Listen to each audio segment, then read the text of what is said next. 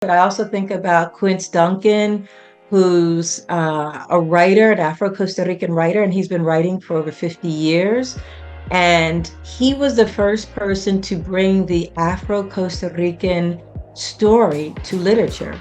So before Quince Duncan, nobody had written about Black people in Costa Rica. And I find that absolutely incredible. So that's in our lifetime.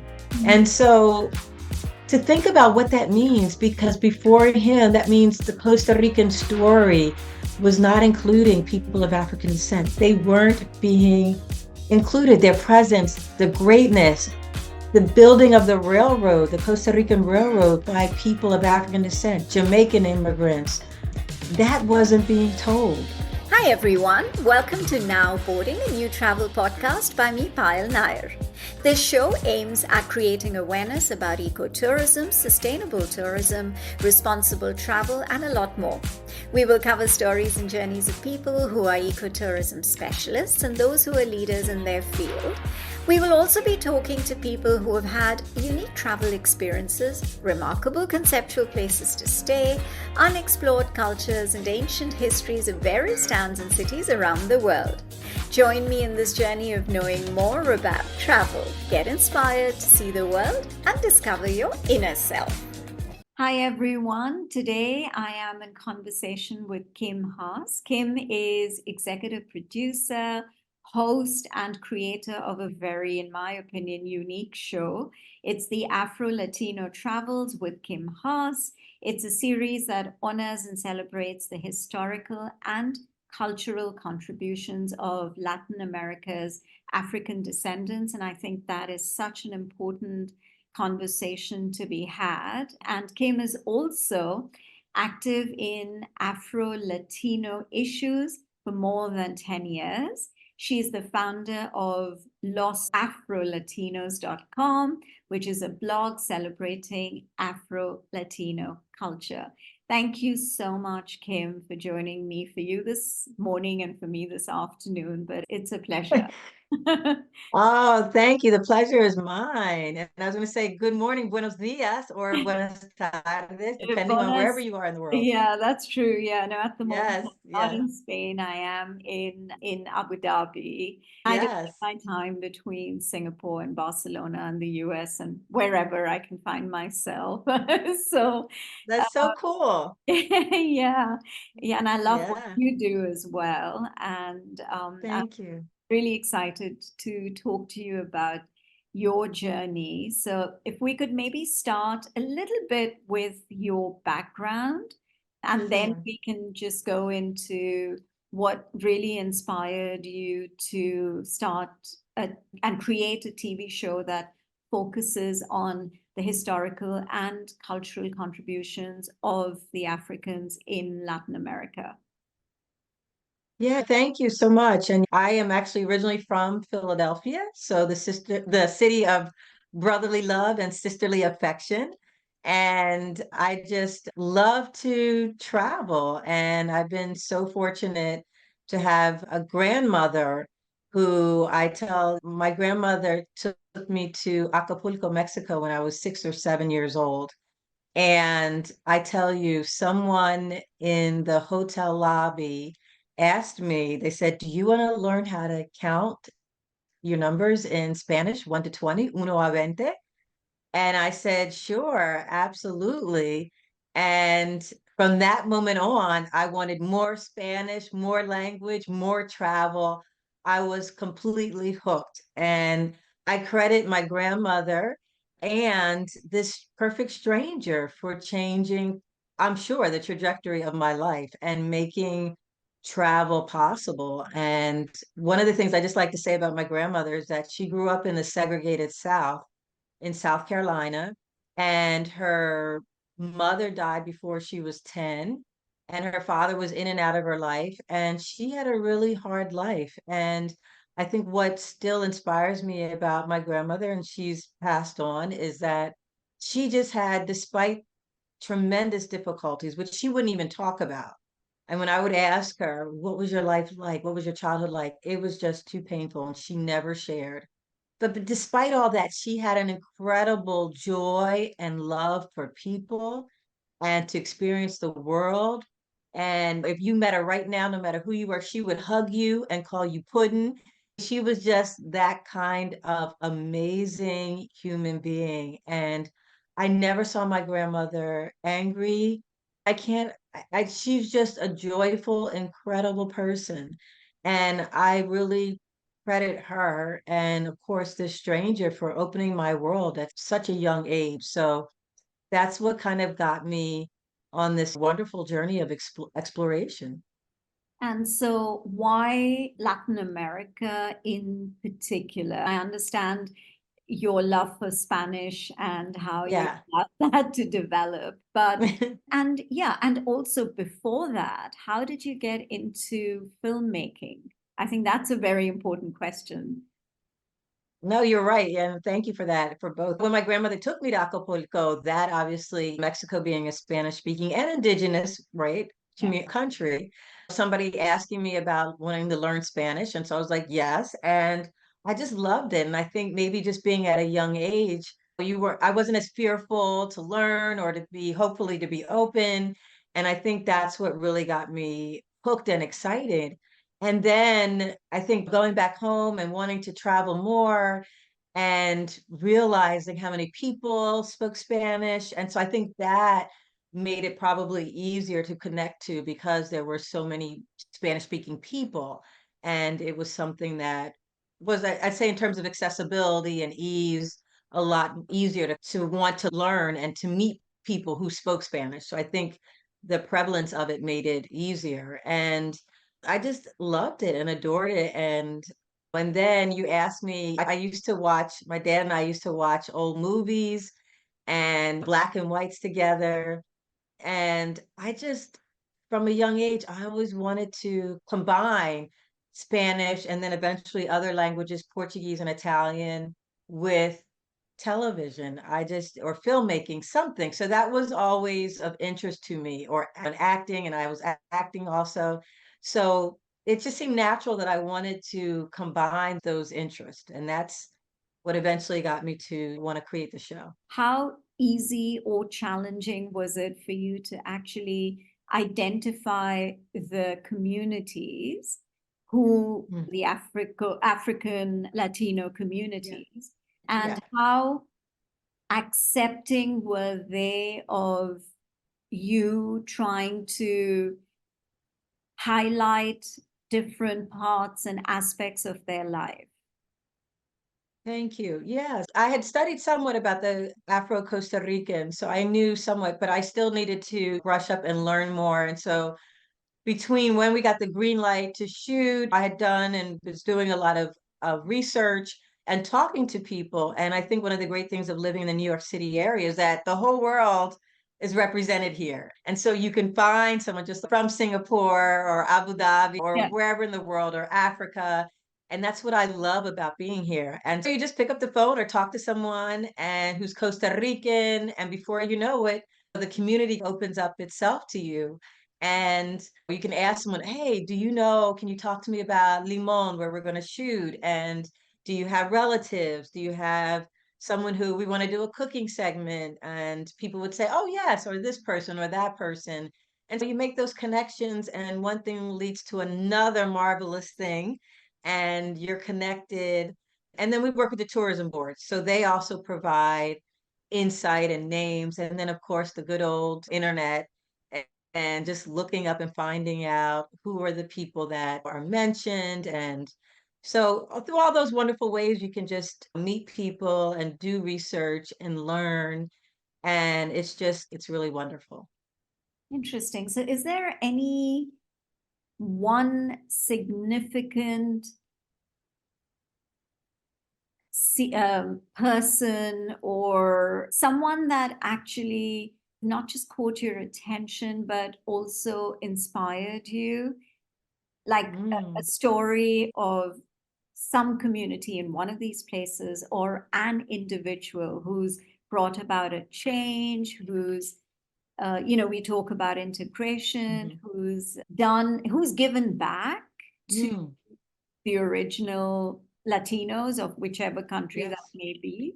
Any Yeah, so story that kind of comes to mind? sure. I think so many people and think that people can influence us in so many wonderful ways. And so it's hard to choose one because Shadi, the dancer that we dance in the park in San Jose in the capital, and she just had such grace and charm and beauty. And I think about her because I think about how for so long people of African descent were told that they couldn't be ballet dancers because they didn't have either the intellect or the body type, and how she just blew that out of the water. She'd studied ballet and you could see it. She's so amazingly graceful. And I remember after shooting the dance segment in the park, I just sat and I was like on the verge of crying. I was just felt so emotional, so connected, so grateful for having known her and having had that incredible moment, right? That moment in time that won't be repeated, But that it's been was, captured, but it's been captured yes, for posterity. yes, So yeah, yeah. yes. And you could have Thank you. easily Yes. missed it, right? You could have easily missed, Yes. yeah. So Yes. yeah. Exactly. You know, but I think about all these wonderful people who, through the just honor of having the show, I get to meet them and hopefully share so much goodness. And Shadi's one person, but I also think about Quince Duncan, who's a writer, an Afro-Costa Rican writer, and he's been writing for over 50 years. And he was the first person to bring the Afro-Costa Rican story to literature. So before Quince Duncan, nobody had written about Black people in Costa Rica. And I find that absolutely incredible. So that's in our lifetime. Mm. And so to think about what that means, because before him, that means the Costa Rican story was not including people of African descent. They weren't being included. Their presence, the greatness, the building of the railroad, the Costa Rican Railroad by people of African descent, Jamaican immigrants, that wasn't being told. The 5,000 people who, plus, not just 5,000, but I remember Quince telling me that, and he shares that for the first 5,000 people who built the railroad, after that, so the 5,001 first person, they stopped counting. That died, excuse me, those that people that died building the railroad. So they stopped counting. So Mm. that means that people gave their lives and we may never know who they are to build a railroad that we eventually, or Costa Ricans could eventually get on and enjoy and move and go from points A to B and find work and leisure, all those things. People gave their lives for that. And so Quince Duncan, I think, is a master, great storyteller, is a historian, and he was also instrumental in involving, he became the Minister of Education, Secretary of Education, and he was really instrumental in having an impact on Costa Rica, the curriculum and changing policy. So there are a lot of just amazing things that, and people that I've met, but I was just thinking about those two in Those two, particular. and yeah. Your show is entertainment, but Mhm. there is also an aspect of education. So, how do you ensure that you're not only as a storyteller entertaining your audience, but conveying the important historical and cultural messages through this whole Afro-Latino kind of integration? Yeah, thank you. I love your questions. Thank And you. thank you. Thank you so much. No, I think they're wonderful and fascinating and really thought-provoking. And I think when we sit down and think about, when I say we, the producer and the writer, and that's why obviously it's good to have, and I'm sure you know this, a great team of folks that you work with. And so we really think about, yes, we want it to be entertaining because I think that's also a way of touching people and educating them and informing them and learning. So, yes, we want it to be entertaining because that's the way. And nowadays, look, the world we live in, it's fast paced. If people, you could lose people quickly if in the first however many minutes somebody's not attracted and caught, they'll switch to something else. And so we understand that content, there's a part of it that needs to be entertaining. And but also we try and make it and think about when we're putting the shows together, what's that one, two, three bits of historical information or the something that's key about this person or this event that we really want people to know. What are the takeaways? What are the key points? And then how can we weave them in so that obviously it is entertaining, but at the same time, as you said, it's educational. And so we try and think about those things beforehand. And then obviously when you're on a shoot, anything can happen, but you try and remember those what are the key takeaways that you want to make sure that we film, that we ask about, that we make sure we include and mention. And hopefully we hit it and we capture those things. I think, and I hope that part of that is we've been contacted by so many teachers who want to use our content and want to. So I'm hoping by teachers, middle school, high school, professors, university colleges, that's saying something that it is hopefully entertaining as well as educational. And so that makes me feel really good because what we're seeing now is that the teaching community is looking for new ways to talk about Latin America, to talk about and share for their students ways of learning about Spanish speaking countries and of course Brazil, which is Portuguese speaking.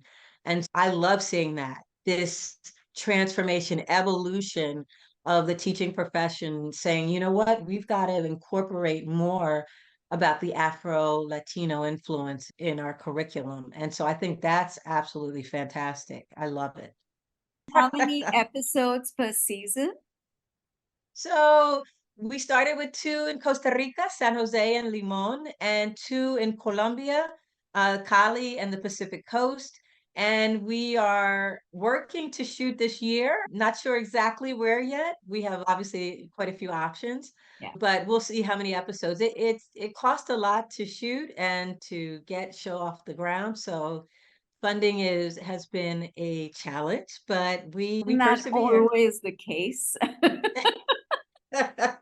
For us creative people, that's always Yes, a challenge. yes, Yeah, but yes. no, but I think the kind of content and the uniqueness of your content people should appreciate, and I think you should not have a problem with funding. And Aw. do all the very best because personally, I would love to see a lot more of your travel series because I think it's like I've been saying right through our conversation that I think it's very important. And when 10 years in the making, but you persevered, which Mm. again, all credit to you that you Aw. didn't give up and you were able to get it off the ground. So I really feel like there's a lot more in there. And Aw. I'm sure it's going to be amazing. How many languages do you speak, by the way, other than You know what? After English? I feel like I'm about to cry. Best sense I in the mean it. I genuinely mean it. So I know, and I am so moved by your words and your support and your energy, your spirit. And it's been a hard road. And so these kinds of interactions and chats with you mean a lot. And you get it, you get the importance of it. And that's what I mean. I so appreciate it. And so thank you. Gracias, obrigada, grazie. I speak Spanish, Portuguese, and Italian. And so I share them all with you and obviously your audience because it means the world to be on such a journey and to know that you just get it and understand it. I'm grateful. Thank you. Hope you enjoyed this episode of Now Boarding, a travel podcast. Check out other episodes on Spotify, Apple Podcasts, Google Podcasts, or wherever else you listen to podcasts. And of course, don't forget to share your thoughts with us. Stay tuned for more exciting episodes only on Now Boarding, a travel podcast.